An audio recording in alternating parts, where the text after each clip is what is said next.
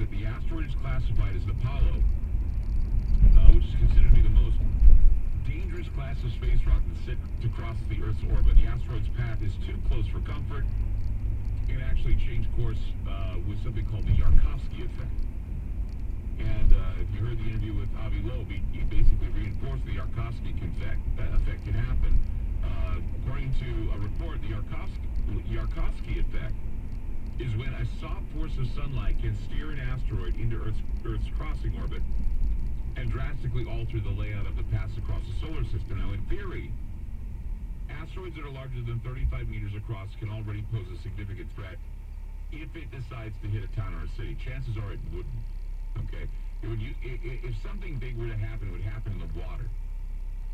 Okay, so if you have a 650-meter diameter asteroid, 481-394-2006 SO6, that can be considered a major problem should the asteroid change its course with the Yarkovsky effect. And as it is, the asteroid has not been categorized under the Torino Impact Hazard Scale as some sort of rogue asteroid. So I spoke with Avi Loeb.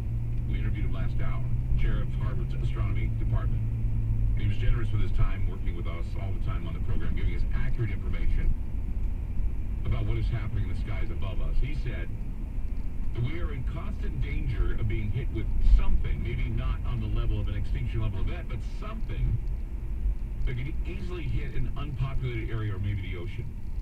Now, his biggest concern was about the interstellar objects that have been tracked and what they're doing as they pass through. He is most interested in their origins. He was also commenting that there needs to be some quick action to set up a planetary defense system that would protect us from asteroids or Apollo-class potentially hazardous near-Earth objects. So, now the Ouija board speculation took a really interesting turn when out of nowhere,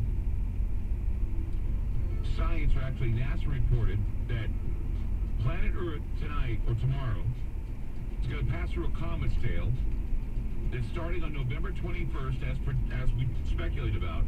We'll be seeing the sky light up with some 40 meteors per hour, or 40 meteors per second, or 144,000 meteors per hour. We'll give you details about that, and we're going to give you details on something that was sent to me via email, and I've only found one source for it. We don't know if it happened, but we'll talk about it. 877-733-1011. We'll be back.